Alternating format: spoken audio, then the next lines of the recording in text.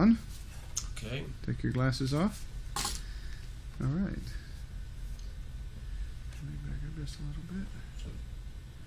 We are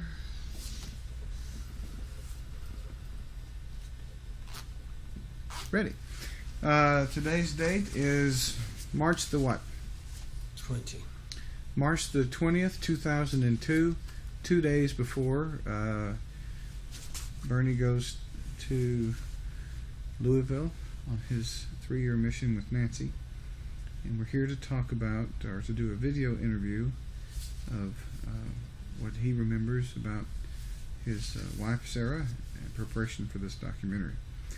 And we're starting with a portion of the outline to her college years.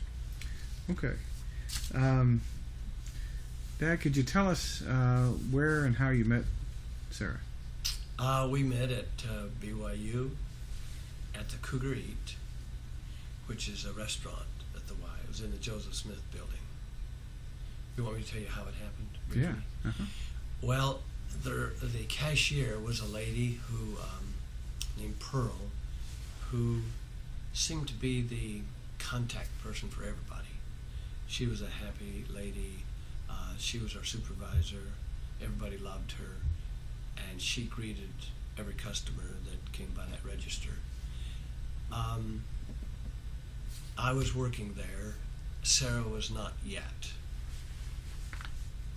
According to my recollection, later on she did work there. But I came up to Pearl at the register. I was a fry cook cooking hamburgers, but I stepped up to her and I said, "Pearl, there's this girl down there right standing behind this tall man or fat fellow or somebody. When she comes through," she was in the line to purchase something in terms of food, "and find out who she is and find out all you can about her, because I already had my eye on her." Although it was only, as I recall, from seeing her come through the line, I may have seen her on campus. So Pearl did that, and then right afterwards, she told me her name is Sarah, she's from Texas, and she's a freshman, and so forth. Well, Sarah came through the line again and again, and Pearl introduced us to each other. She just stopped, "Sarah, I want you to meet this person." That's how we met. Yeah. Then I started going to, I found out where her classes were, and I started going to the classroom and waiting there for when she was finished with her class. And I'd meet her and we started walking together. When did she pick up that you were interested in her, do you think? Well, it was only a matter of 1 or 2 days after I found out who she was at the Cougar Eat, because Pearl stopped her and introduced us, and I really liked her appearance. She was a happy girl. I mean, I could see it in her eyes and in her smile, and she was cheerful and almost bouncy, like she didn't have any worries. She was happy by nature. And of course, you knew her as your mother. She was that way all her life. But when she was single, she was just totally optimistic and carefree and like on top of the situation, totally confident, had a great deal of self-confidence. And bubbly. She was a happy girl. For instance, about just a matter of 2 or 3 months after she passed away, I was back at BYU campus for this education week. I was single, unmarried, and I hadn't been on campus for quite a long time. And when I had been, it was with her always.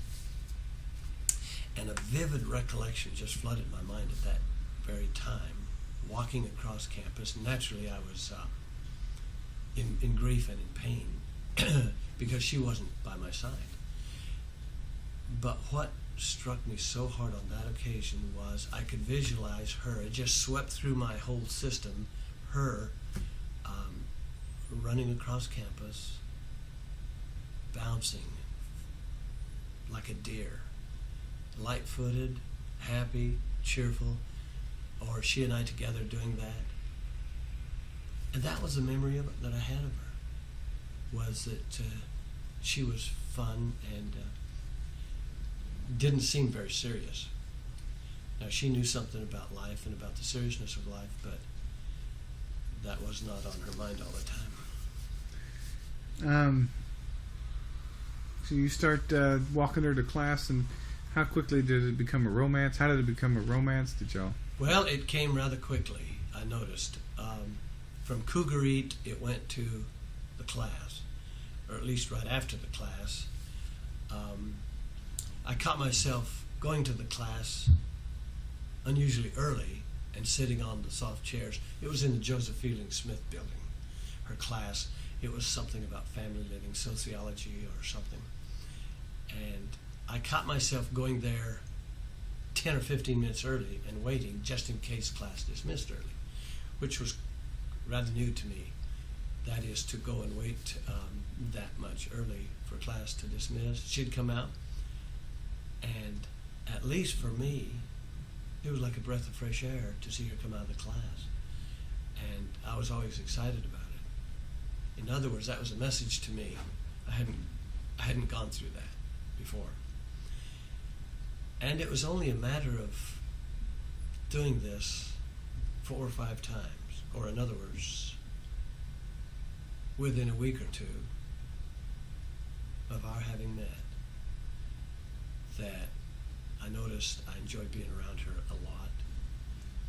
Wasn't ready to say that she's the one. Some people in their romances can say right away, first day, that I knew she was the one. Ours didn't go that fast. She was no dummy. She was on guard. And but I caught myself wanting to be around her a lot, and not trying to hide it or protect her. I mean, not trying to hide it or to protect any other relationships. And that was a real big message to me, when I wasn't trying to hide any other relationships. And then later on, and I can share this with you later, the turning point, the point where I made a decision in my mind, and the effect that had on any other relationships I might have had. Yeah. What about her? Let me ask it this way. Tell me what her other activities were when you first started dating her. Right off the bat, she was involved in a political campaign, a student government campaign, really. How long had y'all been in school when you first met? Not so very long.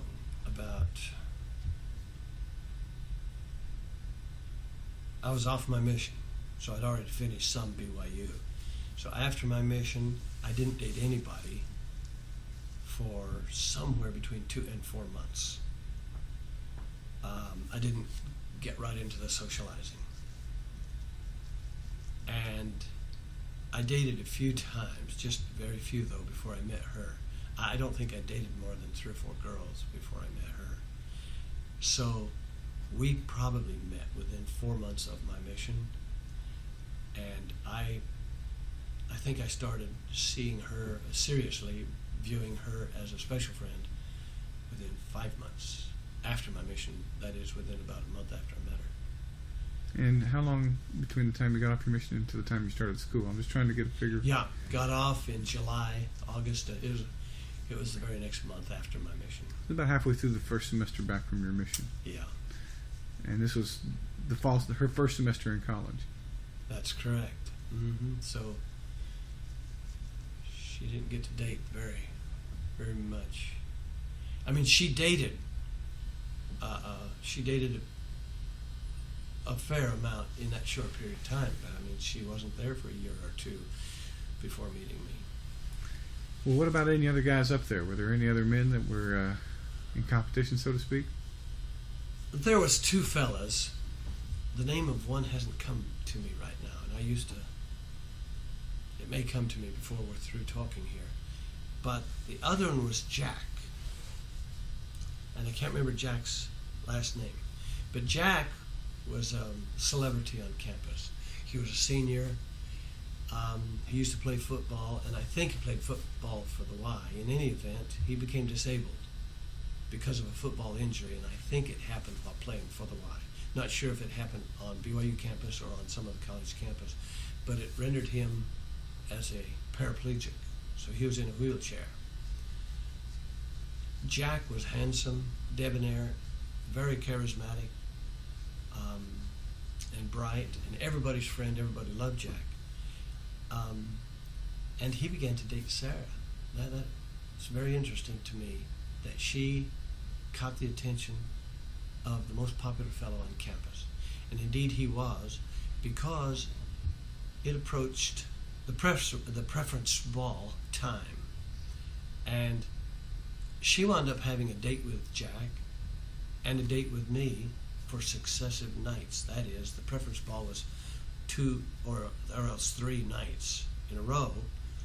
And on one evening she had was to have a date with him, and the next evening was to have a date with me.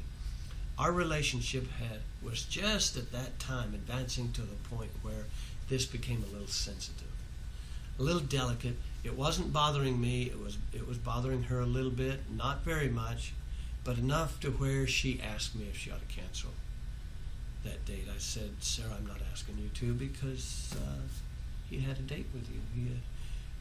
And this dating business, the arrangements could be made 2 weeks in advance.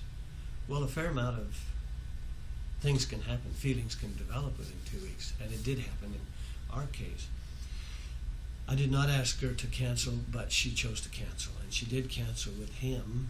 And to me, that was a big statement. Jack went on in life.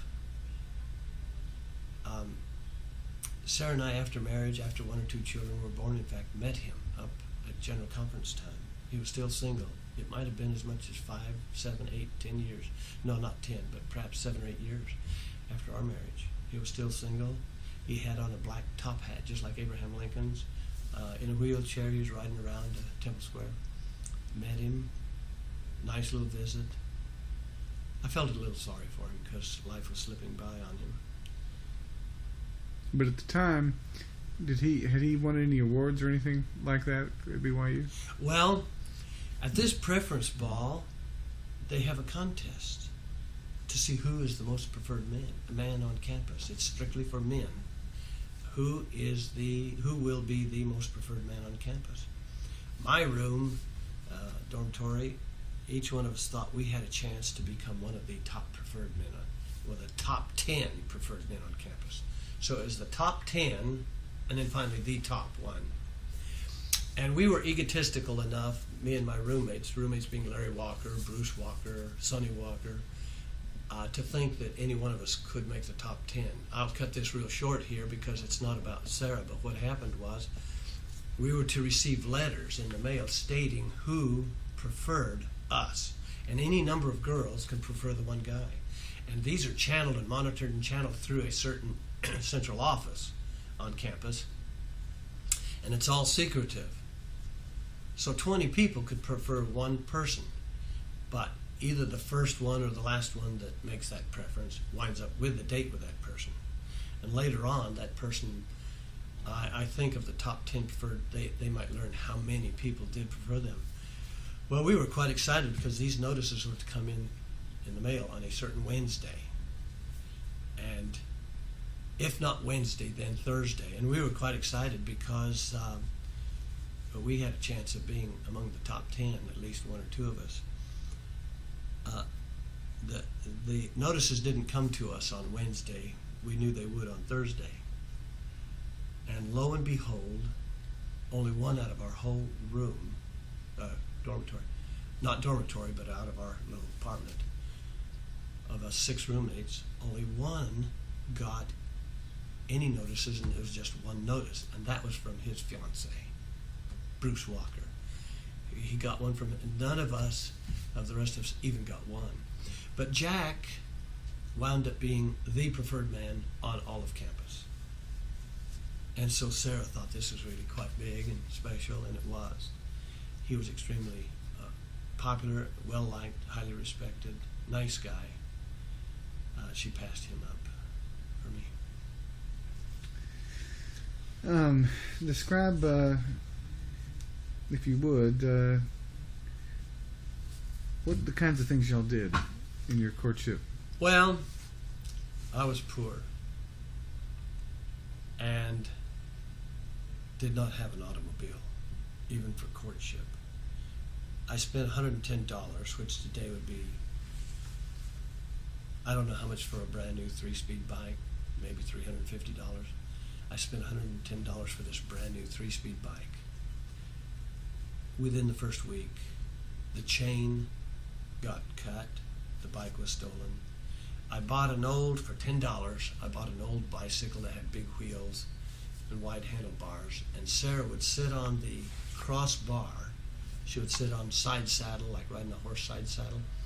She would sit on a side saddle, and I would pedal her, and this was our courting vehicle. And it lasted for quite a while. We didn't have a car. I didn't have a car. I was poor. So was she riding the handlebars, or was she riding in front of the seat, or? Right between the seat and the handlebars was the crossbar that keeps the bicycle all together. And she would sit on its side saddle, and her feet would be on the left side, and my arms around her and hanging onto the handlebars, and pedal across campus, pedaled right across campus in front of the whole world. She was not so prideful that she could not do that, nor was I. However, I noticed that it was a different kind of transportation than others, but I didn't have any money.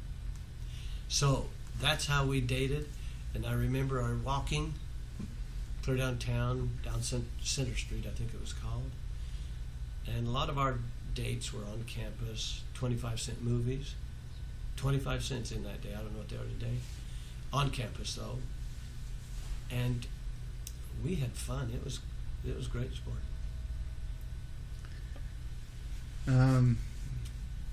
How did she work while you were dating? Yeah. In the fast Cougar food, in the Cougar Eat. Yeah, she worked. And you were doing the same thing? Yes. My memory is short. I cannot remember of working on the same shift with her, and I don't think we did. What were you studying at the time when you were dating? Well, I was studying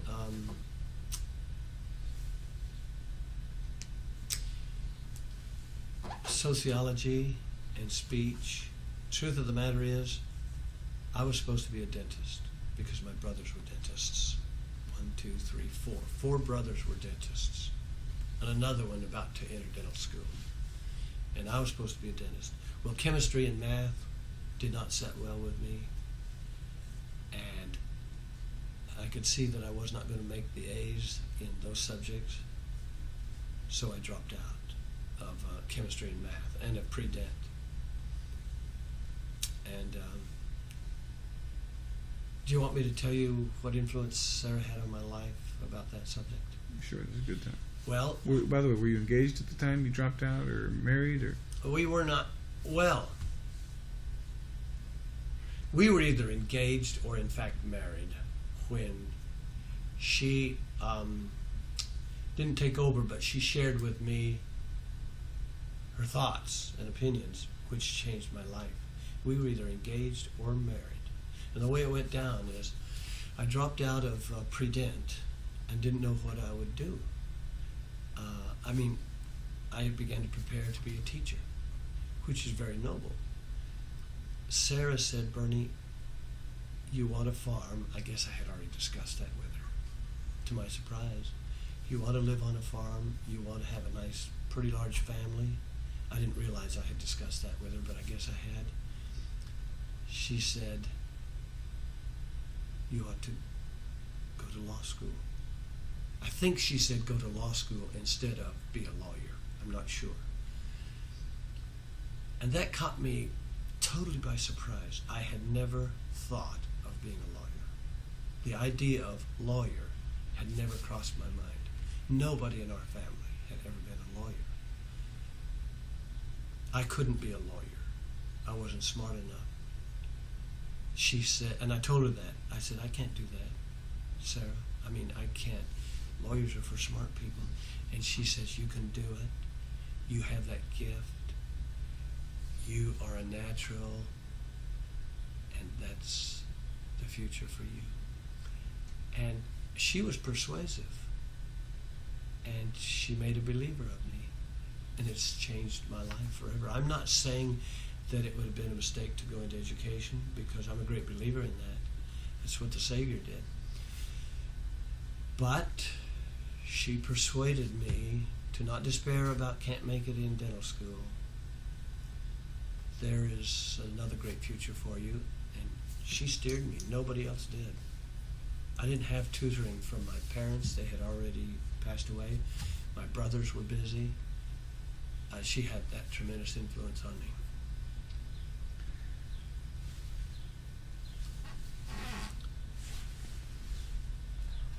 Okay. Okay, I wanted to tell you, Dan, about her student government race. Right after she got to the Y, she'd already figured this out before she got there. She liked to be very actively involved, as she was in high school. Student body president in high school, and Queen, Miss Vidor, ran for Miss Texas. If she had, here I'm backtracking, based on what I've been told, if she had have voted for herself in that Miss Texas pageant, she would have been elected Miss Congeniality, which means Miss Popularity, Miss Personality. But she voted for her friend. That's how unegotistical she was, and so she didn't win. Anyway, up there, she registered to run for secretary of the freshman class. She got right into the circle of political candidates, if you will. Big men on campus, BMOCs. And she ran hard. I helped her. I helped her put up signs. I mean, that means my relationship with her started fairly early. This gives you a little bit of the time frame, because when you run for student government, it's fairly close to the beginning of the school year.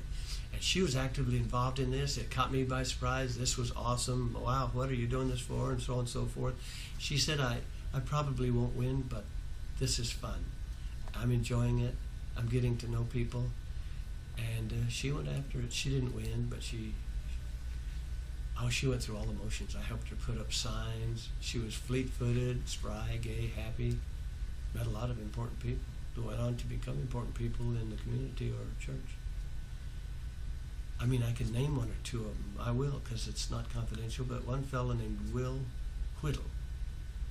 He became kind of a substantial person later on, and he ran for some student office, I forgot what. She met some good people there. What else? Well, our dating. You told us a little bit that you used to ride around on your bicycle and go to movies and those kinds of things. By the end of the winter semester, the end of her freshman year, you all have been together almost 2 whole semesters. Right. Tell us how from that point. From that point on, well, in other words, that's the end of the school year. Right. I primarily financed myself through school. That means I had to zip off for summer employment. It was big money for me. I was a journeyman painter, high-span bridges, and it paid up to $4.65 an hour. Today, that would be $18 an hour or so, journeyman wages, plus a few extra pennies for being a high man. I'd go up high. We went, so I went up to Seattle, Washington, and also Portland, Oregon to paint. How'd you get that job? Through my older brothers. My brother Bob, my brother Ben, they both did the same thing. At least I was introduced to the contractors, and it was kind of hard to get the jobs, because even with those connections, you had to go in and kind of sell yourself, which I was able to do. Sarah stayed down here. Then during the summer, she and her parents and her sister Rachel and her brother Marshall made the big trip to the World's Fair in Seattle, Washington, to go up on the Space Needle, see the World's Fair. I'm sure that Wade and Vivian saw that there was a relationship developing. And we were sweethearts by that time. They made the big trip up there. Me and the folks met each other for the first time on that occasion. I was impressed. I liked them at once, both of them. I distinctly recall the actual first meeting. Did you ever learn that they had some reservations about you Yes. before you were married? I mean, Oh, yes. Primarily from Vivian. But I excused them. I excused it pretty quickly because it was Vivian's oldest child, her daughter, with whom she was just very close. They were bosom friends, and their daughter Rachel too. But secondly, I was taking their daughter away, far away maybe. I mean, they had no assurance that I'd be living in Texas. They had more of assurance that I'd be living in Idaho or Else Utah because I was from a big family up north. There's nothing to bring me down here except possibly that family of theirs. So it was very painful to Vivian. Wade Hayes accepted me at once. I mean, emotionally and in his mind, he liked me at once. Vivian was troubled. There was another reason why he didn't say, well, I guess I can share it with you. Ooh, this was a different trip. Vivian made a trip up to BYU to check me out some more. This was after we had met in the summer, and I do want to come back to that summer thing.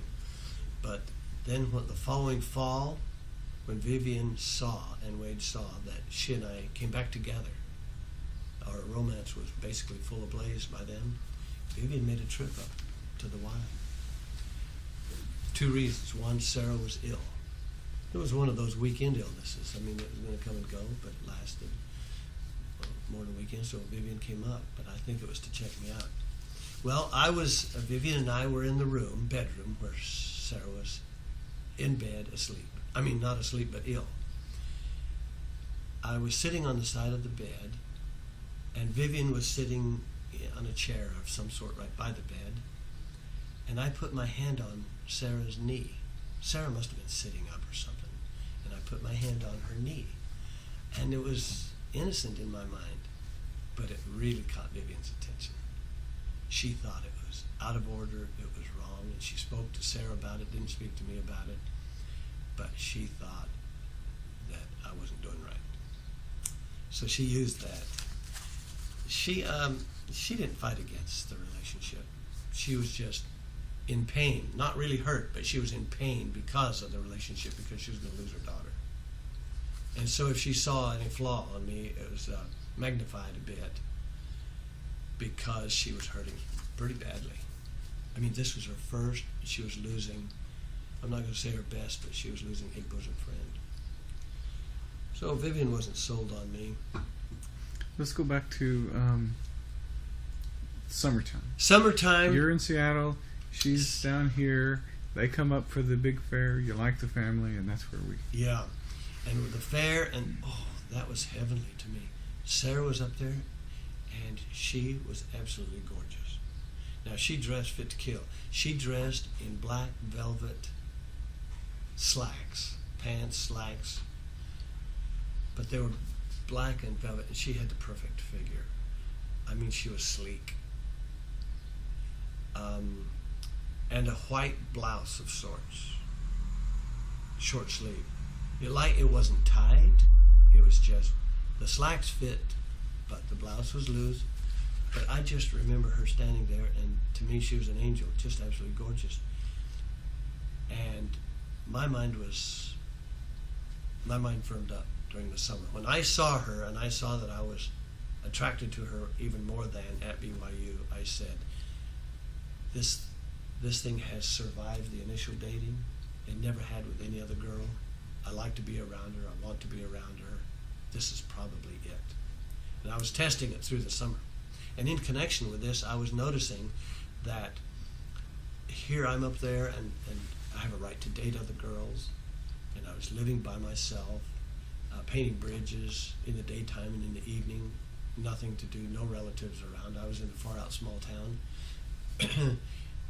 And I had zero interest in dating anybody. And I was supposed to date according to somebody at the church because I attended all my church responsibilities, which was just attending church because I was come and go. But I was supposed to date this stake president's daughter who was pretty, a brunette. I saw her 2 or 3 times. I met her, but we didn't visit.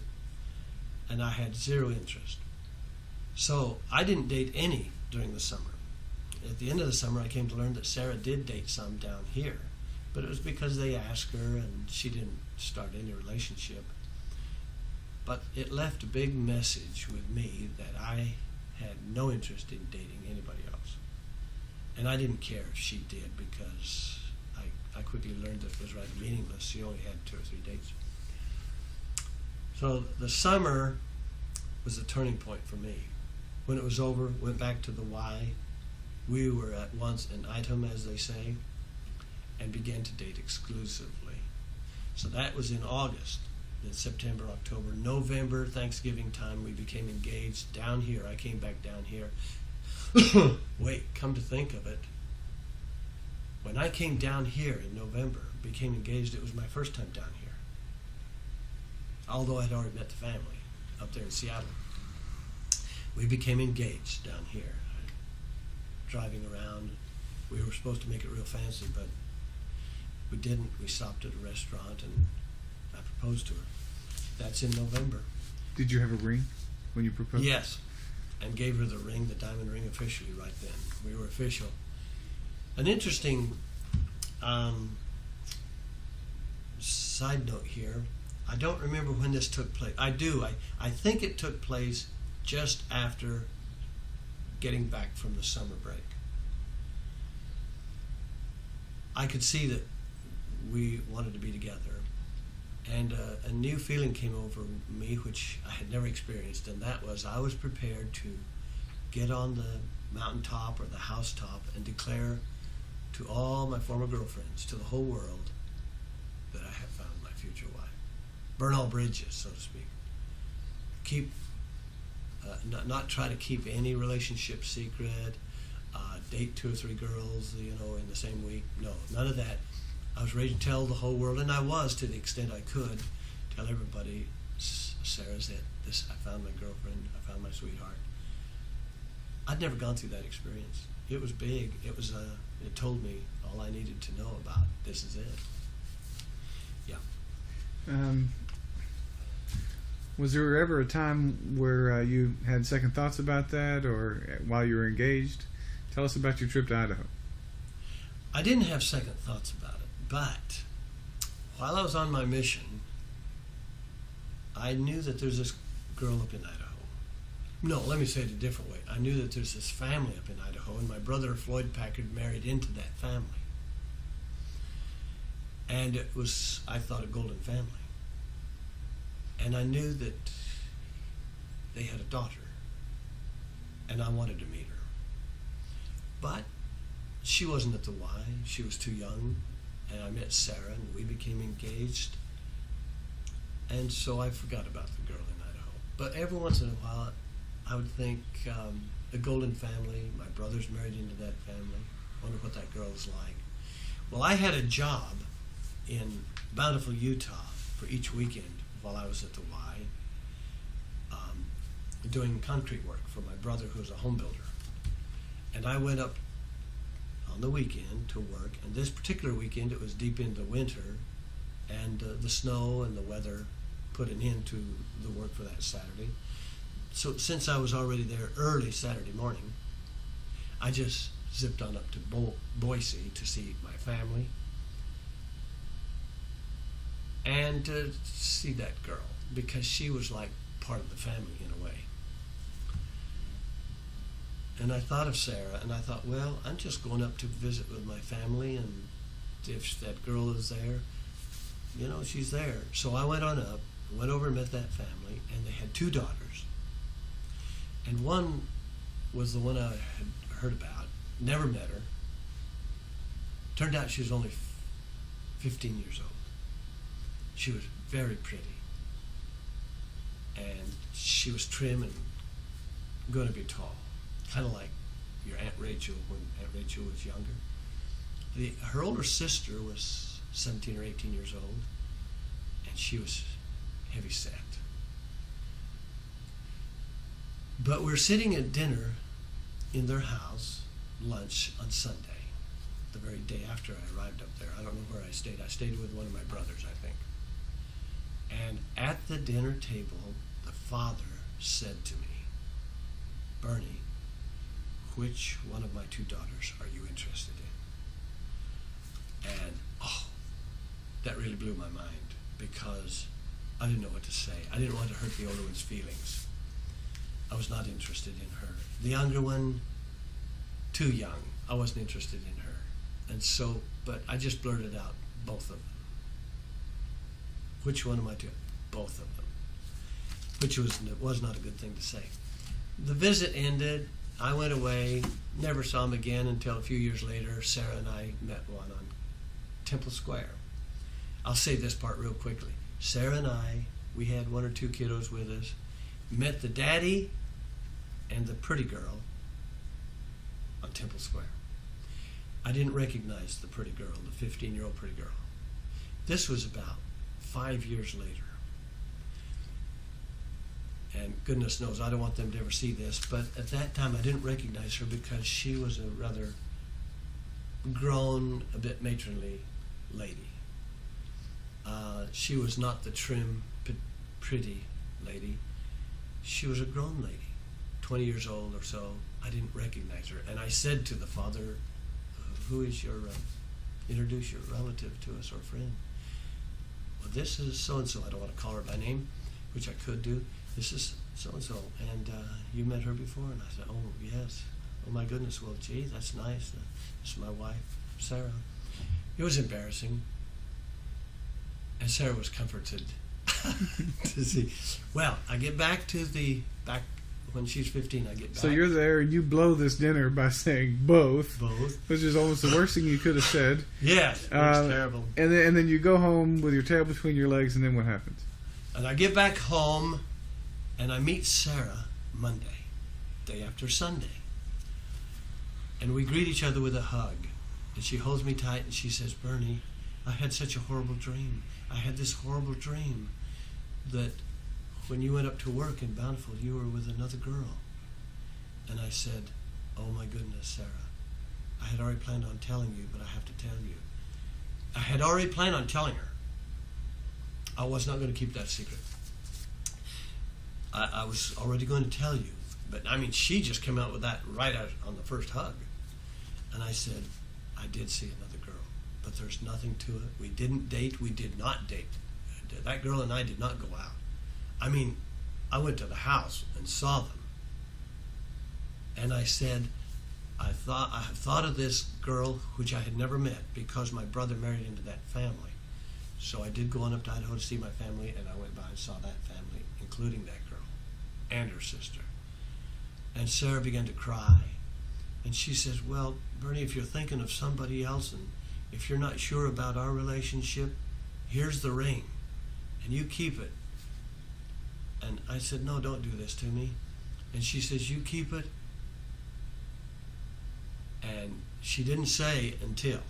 She says, "You just keep it." Well, I was sick about it, and I cried. And, well, I did my crying a little later. I don't think I cried right then. But I was sick about it, and we parted right then. But I had the feeling like this was not a permanent parting. And I had the feeling that she didn't think it was. But it was going to be a test to see if we were willing for it to be permanent. I came back to my apartment that very night, and it was fairly late, Monday night, and I started crying. And my apartment was a downstairs apartment. And I remember running downstairs, bursting into that apartment, and it must have been 11:30 or 12 at night, and I was crying out loud, and I jumped up on my bed, and boy, all my roommates, Larry Walker, Wendell Walker, Lee Wren Walker, they all woke up. Now this is kind of personal, but they thought, "Oh no, he's got in trouble," meaning morally speaking. I mean, this was foreign to us. We were all decent fellows. But one of them doesn't come bursting into the apartment at midnight crying Out loud. unless something bad has happened. And we were all human and knew that a person can fall. So they jumped up and turned on the light. What's happened? How bad? There was no laughter for a while. And I said, she gave me back the ring. And I kept crying, she gave me back the ring. Why'd she do? Well, because I saw this girl up in Boise. Then there was some laughter, except on my part. And I said, it's not funny. And they started laughing, and I cried for about half hour, and they're laying in bed trying to go to sleep. And I had some hope that it would patch up. Well, she wouldn't patch it back up for a while. And she made me keep the ring for a whole week, saying, not until you're absolutely sure and are willing to tell me that no other girl in the whole world, and that for sure I'm the only one, and so on and so forth. In other words, she drugged me through it. It lasted a whole week. She accepted the ring back, and we lived happily ever after. That was an interesting experience. I didn't even have a date with that girl. Yeah, but you deserved it. Yeah. Well, tell me about Larry Walker. Larry was your he was your nephew, but you were like brothers. Yeah, we were closer than brothers. Have been even since, except in our absence. He's clear up there in Weiser, Idaho. I'm down here, all our adult life, but we've been bosom friends, and he and I were tight. It was an interesting thing, though. Larry, and I could see it in his eyes, was not sold on this relationship because she was not from the farm in Idaho or Oregon. She was not from a family of 6, 8, 10, or 12, or 16 people. She was a Southerner. And her mama was a convert instead of a pioneer going across the plains. And he wasn't sure about it. And he just let it leak out to me like, do you really think, Bernie, da da da da? He didn't say, no, Bernie, don't. He said, do you really think that? So, but interestingly, he didn't influence me at all. And I trusted his judgment a lot, but I didn't pay any attention to that one. He was a bosom friend, and of course, he came to love her dearly after. So you get back together, and this is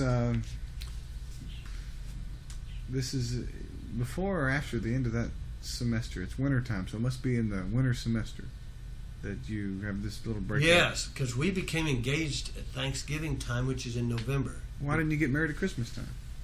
We should have. Why didn't we? We should have. Because that's only 6 weeks after Thanksgiving. Or maybe 4 weeks. 5 weeks or 4 weeks. Why didn't we? Well, it was money. We couldn't afford an apartment. We couldn't afford the deposits for the utilities. And we let these material things get on our way, and we put it off till May. The end of the second semester. End of the school year, which is really aggravating because you try to behave, and you do behave, and it can get kind of irritating to see each other all the time, and not all the time, but a lot of the time, and know that you're going to get married, and you're just waiting, and week after week, month, and I kept thinking of what one of my supervisors at work, a different one than Pearl, it was her supervisor, said, Bernie, you pick the tomato when it's ripe, not when it's overripe. That I'd never heard that before, and it rang in my mind. And I said, I'm kind of stuck because you don't get married in the middle of a semester. Maybe we should have. Well, that's what I did. You did? I got married right in October. Right in the middle of the semester. And they asked me, why did you get married in October? I said, well, I want to get married in the temple. Yeah.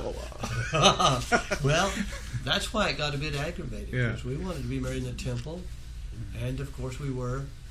But you answered it all. We should have got married in October because, you get tired of waiting for the end of the school year. But it was finances. We let it get in our way. You got married at the end. That means it cut you out of your what did you have, a weekend? We just took time out of class and came back and made it up. Well, how many days honeymoon? They gave us a few. We had a full week honeymoon, but they'd given us a few days to look for jobs. But we'll talk about that later. But did you get married on a holiday? We got married in October 22nd. That's no holiday. It's not even Halloween. No. All right. What else? Let's see. That summer, what'd you do for a honeymoon? Well, all right. We got married. You got married in the Salt Lake Temple. Got married in Salt Lake Temple. Who was there?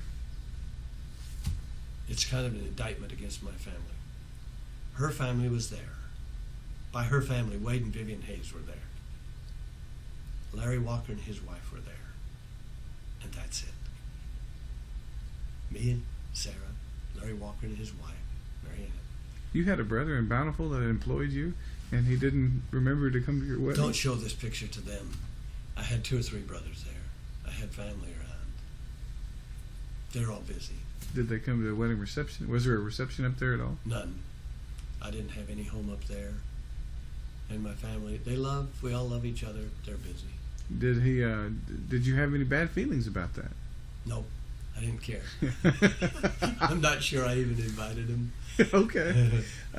So you get married, and then do you go down to Vida for a reception? No. Well, in a way. We got married. We didn't have money for a honeymoon, but we had purchased a tent, and we had this old car, 2 tires. We had a spare tire in the trunk, and 2 spare tires up on the roof of the car. Strapped on. You had 3 spare tires. Yeah, because we had trouble with tires. And our honeymoon, I know this sounds corny, but it was a grand honeymoon. Through the mountains from Utah, clear down to here, camping.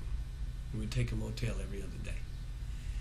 And it was great, camping in the mountains. It was grand. We had our little tent. It wasn't even a big tent. It was a little pup tent. It was a grand honeymoon. I'm not sure I'd let our children do it today because it's a little bit of a dangerous world out there now. But because the bears can invade the camp and the wolves can, so I wouldn't encourage it today. And you came right on down here, had a reception down here. And I have a photograph of the lineup of that reception. Sybil LaPrey is the maid of honor, or whatever we call it. And it was in an old rented church. No, it was in the LDS church house. A band was there. Nice little reception. Then I immediately went to work painting, not bridges down here, but chemical and oil tanks in the refineries. Yeah. So you stayed down here the whole summer. Mm-hmm. Where did y'all live? We rented one of these little rent houses that belonged to Wade Hayes. Yep. What year in school were you when you got married? You were a junior? End of the junior year. It was 1963. Stephen was born in 1960. Wait, Stephen was born in 1963. I graduated in 64. So I think we got married possibly in 62. Wait, put it this way. We got married in something like June. And then 9 months later, Stephen was born, but he was born in 63. I think Stephen was born in February, wasn't he? So June to February. That means we were married in 62. Stephen was born in February 63. I graduated in 64. So I guess we were married in June of 62. And you still had 1 or 2 school years to go before you received your undergraduate?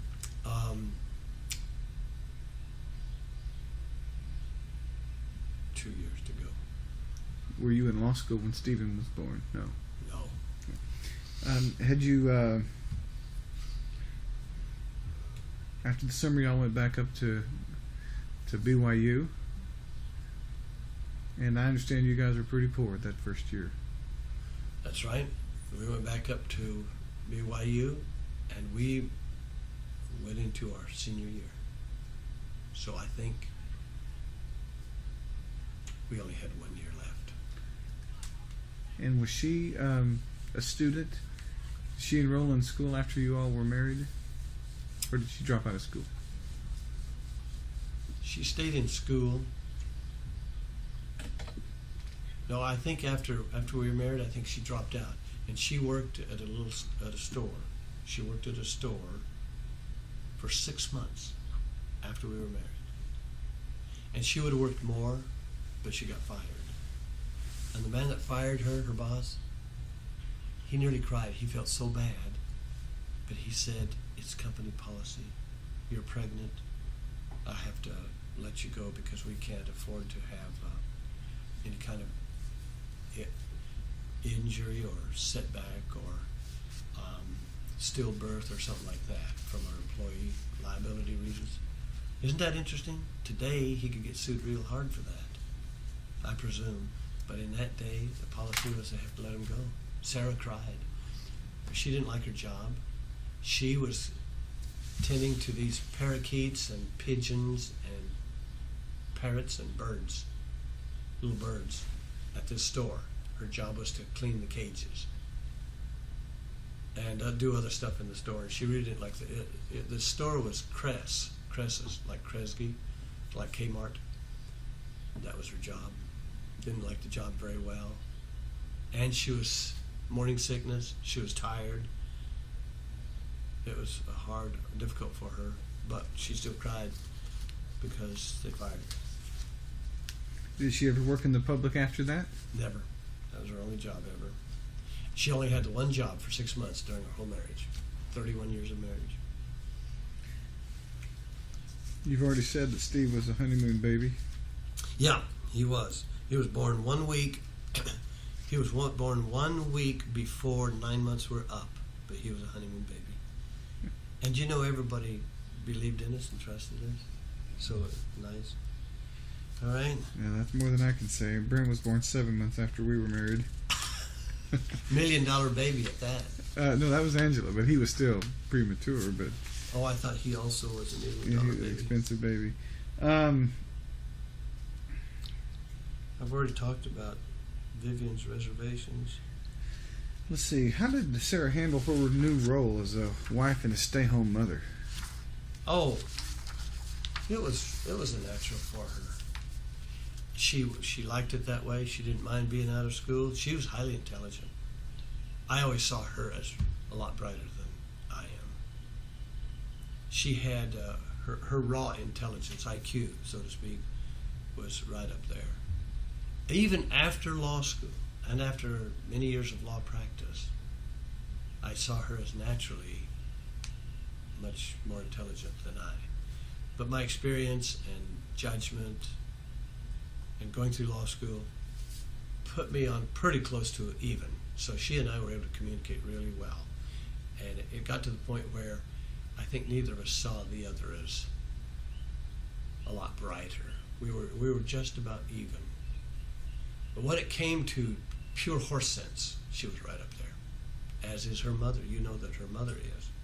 Good horse sense when it comes time to debate social issue. Pretty hard to beat Vivian Hayes because she has good sense. Anyway. Well, we used to say that Mom was smarter and Dad was more educated, and they balanced each other out. That's about right. That's about the way it went. Because I had developed a fair amount of confidence by then. She accepted her role just exceptionally well, was thrilled about being pregnant, and super good mother with a new baby and with each baby. Yep. Now, you graduated from college and applied into law school. Did you you ultimately went to the University of Utah? Yes. I applied to 4 different law schools. The fourth one being, well, the 4 were U of U, University of Texas, University of Houston. Then application fee was only $15 for this certain one, which happened to be University of Wisconsin in Madison, so far away, unknown city, unknown state. For $15, we took a shot at it. University of Texas, all four of them we got accepted at. Big surprise. Why did you stay at the U? Well, I don't know. I hadn't planned on living in Texas. And we applied to Wisconsin just in case we didn't get accepted anywhere else. Hadn't planned on living in Texas, and we were Utah residents. And I might have got stuck with the out-of-state tuition at UT. And I was a Utah resident, so we went up there.